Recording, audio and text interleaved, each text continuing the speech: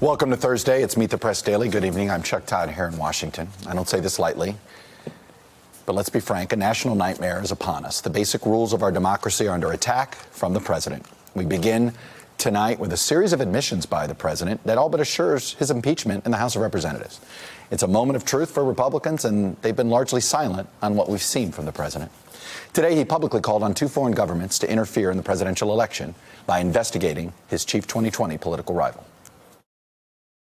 What exactly did you hope Zelensky would do about the Bidens after your phone call? Exactly. Well, I would think that if they were honest about it, they'd start a major investigation into the Bidens. It's a very simple answer. They should investigate the Bidens, because how does a company that's newly formed, and all these companies, if you look at, and by the way, likewise, China should start an investigation into the Bidens, because what happened in China is just about as bad as what happened with Ukraine. So I would say that President Zelensky, if it were me, I would recommend that they start an investigation into the Bidens, because nobody has any doubt that they weren't crooked. That was a crooked deal, 100%. So what you just heard is a public admission of the allegations at the heart of the House's impeachment inquiry and at the heart of the whistleblower's complaint, that the President of the United States, Donald J. Trump, is using the power of his office to solicit foreign interference in the 2020 election, while doing it relying on a debunked conspiracy theory or two. By the way, this is not hearsay. This is not a leak. This is not a whistleblower complaint. It's not a memorandum of a phone conversation. You heard the president himself do it on the White House lawn. This moment should arguably be a national emergency. The founding fathers would have considered it a national emergency if the president publicly lobbied multiple foreign governments to interfere in the next election. And yet there has been virtually no condemnation from the president's party at all on this remark, which is remarkable considering the precedent it would set and the lasting damage it would do to our democracy. It's tough to say lightly, but this is the moment that we're at.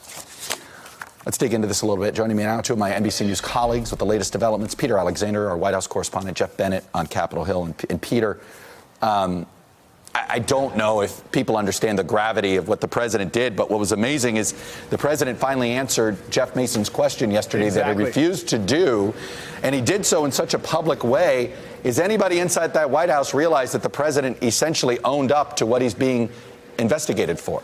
Well, let me put it this way, Chuck. When we had an opportunity to speak to a White House spokesperson, someone from the press office here, and we said, why is it proper for a president of the United States to call on China to investigate a domestic political rival? That spokesperson's response to us was, quote, no comment. To put this in very simple terms right now, facing an impeachment inquiry for privately urging a foreign leader to investigate Joe Biden, the president today publicly urged another foreign power to investigate Joe Biden. He only amplified this issue that already existed to this point. And the backdrop to all of this, of course, as it relates to China specifically, Chuck, of course, is that the Chinese are in the middle of this trade war with President Trump. And just in advance of those comments, remember, he brought up China unprompted, as you showed in the clip at the top of the broadcast. Is he connecting the two, Peter? I mean, I got the impression he was essentially saying, if you want a better deal from me on trade, you better help investigate Joe Biden. He seemed to imply a quid pro quo. Well, I think so. On Ukraine, the albeit not explicit, but the quid pro quo that people are focused on is, hey, I'm withholding military assistance. If you want more of it, then I need you to investigate Joe Biden. Here, the sentence that preceded this was the president saying, I have a lot of options on China, but if they don't do what we want, we have tremendous power. Chuck, the bottom line is the president, it was a remarkable scene. I was out there on the lawn.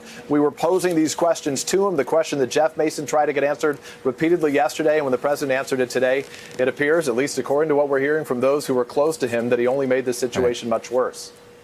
And yet, I mean, it does feel like it's, I mean, does he believe that if he just says it publicly, it makes it seem less sinister?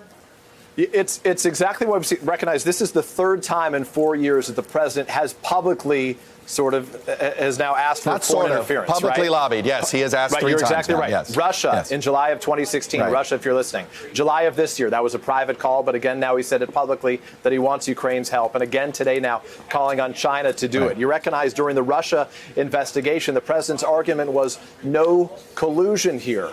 In the eyes of his critics, and frankly, in the eyes of a lot of independent viewers right now, the president is saying, hey, I am, in effect, colluding for everybody to see. What are you going to do about it? Let me go over to Jeff Bennett. Jeff, the loudest sound made today was the silence of any Republican condemnation of the president's a call on China, of all countries, China, who's got such a great track record on the rule of law, to be an investigative body here. What kind of answers are you getting off the record?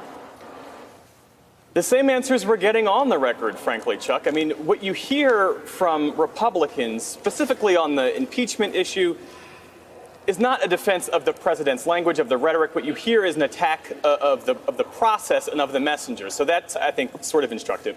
But on the conspicuous silence that we've heard from Republicans about the president's invitation today to have China, a geopolitical foe, an authoritarian regime with no credible rule of law that imprisons and in some cases kills political opponents, inviting that country to interfere in our election, and trying to explain the sort of lack of political outrage from Republicans, I think one need only look further than the very different and divergent political fates and fortunes of Lindsey Graham and Jeff Flake.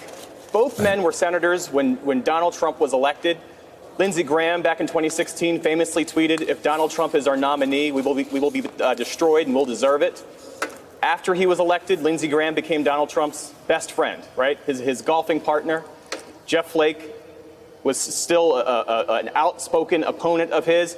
And at the end of the day, Jeff Flake decided that he could not win a Republican primary in Arizona without cozying up to Donald Trump, and that spelled the end of his career here in the Senate. Lindsey Graham today, his approval numbers in the Republican Party in South Carolina have never been higher. So not to be too fatalistic about it, but until that dynamic changes, we're not going to see anything different from Republican lawmakers on how they respond to President Trump. Right. This is not a faction of the Republican Party right now. It is the Republican Party as it's currently constructed with the leadership and the members that it has. Peter Alexander and Jeff Bennett starting us off today. Peter and Jeff, thank you both. Hello, YouTubers. If you're watching this, it means you've checked out our channel, so thank you. Now do me a favor, subscribe by clicking on that button down there. Click on any of the videos to watch the latest interviews and highlights from MTP Daily and MSNBC. You can get more Beat the Press content every morning in the First Read newsletter. If you're tired of content that you don't know anything about where it came from, you don't have to have that problem with us. NBC News, MSNBC, MTP, and the Meet the Press mindset right here for you on YouTube. Subscribe now.